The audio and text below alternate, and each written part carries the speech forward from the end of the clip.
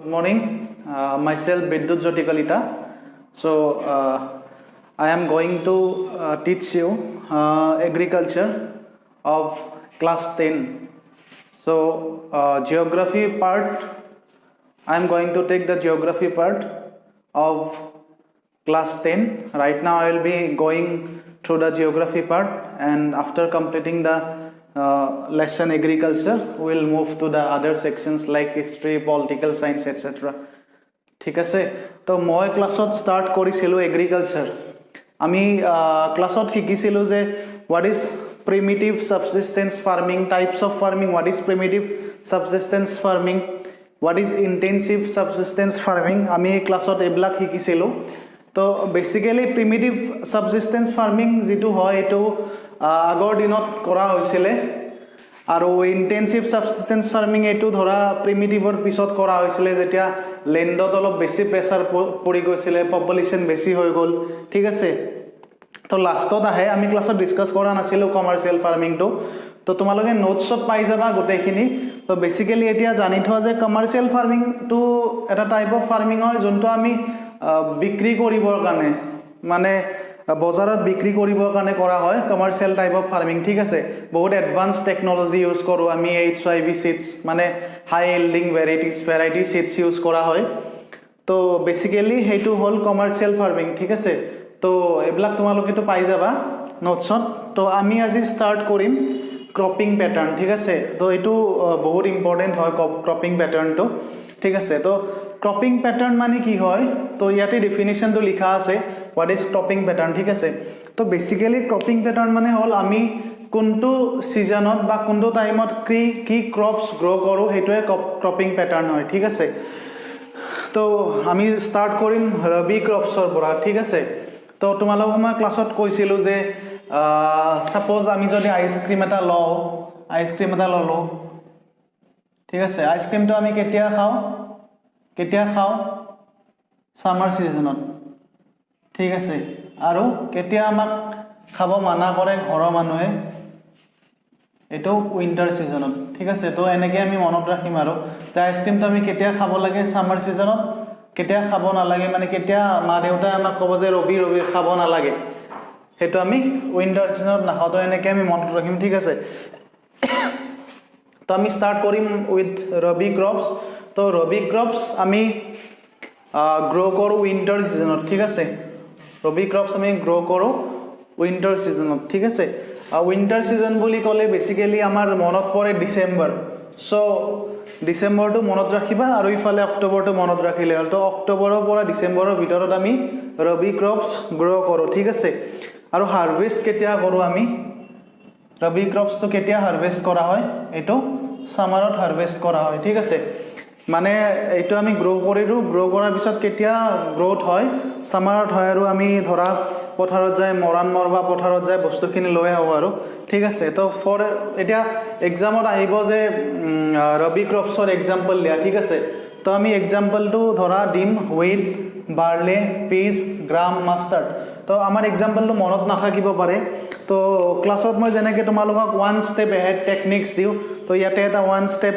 Ahead technique দি আছো এটা তো মোৰ এজন ফ্ৰেণ্ড আছে নাম মুস্তাফা ঠিক আছে তাৰ এজন গাৰ্লফ্ৰেণ্ড আছিল নাম পিয়া তো তাহাঁতে ক'ত গৈছে বাৰত গৈছে ঠিক আছে তো আমি এনেকৈ মুখস্থ ৰাখিম মুস্তাফা মানে মাষ্টাৰ্ড MUSTA the পৰা মাষ্টাৰ্ড পিয়া মানে পি আৰু বাৰ মানে বাৰ্লে ঠিক আছে তো আমি এক্সাম্পলটো দি মনত ৰাখিম তেনেকৈ তো Mustafa and Piya goes to bar so তোমালোকৰো গাৰ্লফ্ৰেণ্ড বা বয়ফ্ৰেণ্ড থাকিলে বাৰত যাবা ইন ফিউচাৰ কেতিয়াবা মই কিন্তু যাই পোৱা নাই আজিলৈকে তো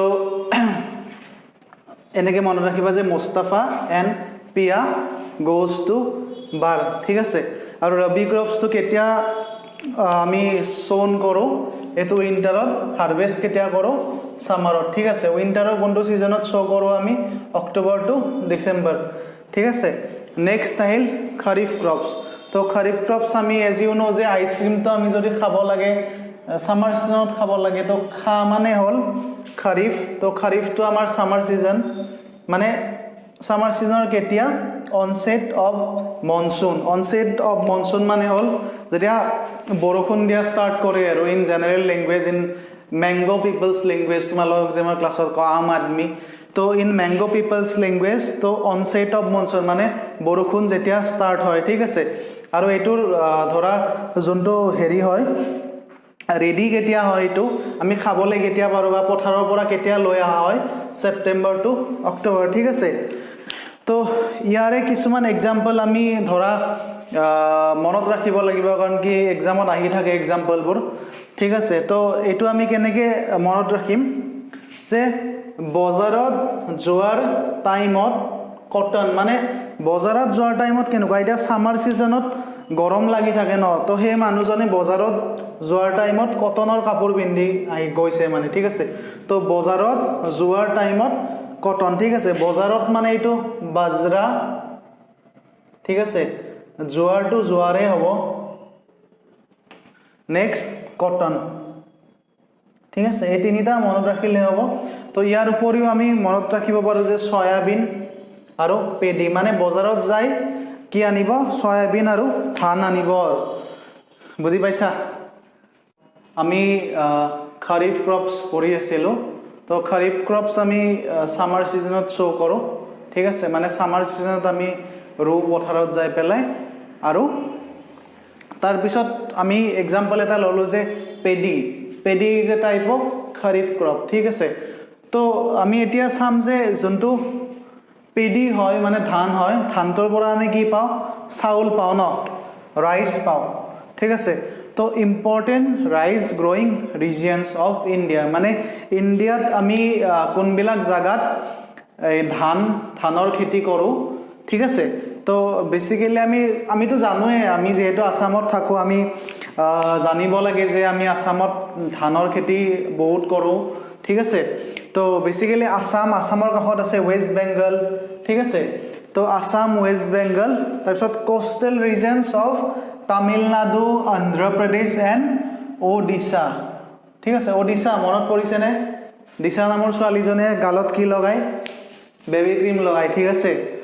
তো ইম্পৰ্টেণ্ট ৰাইচ গ্ৰ'য়িং ৰিজনছ কি কি আছে, Assam, West Bengal, coastal regions of Tamil Nadu, Andhra Pradesh and Odisha, ঠিক আছে। এইটো এক্সামত আহিব পাৰে যে state the important rice growing regions of India.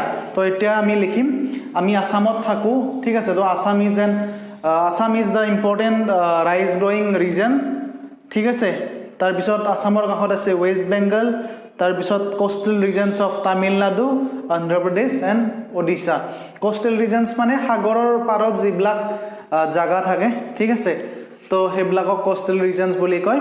তো তাতে যিহেতু ৱাটাৰ ছাপ্লাই বহুত বঢ়িয়া হয়, তো সেইকাৰণে তাতে খেতি কৰিবলৈ সুবিধা হয়, ঠিক আছে।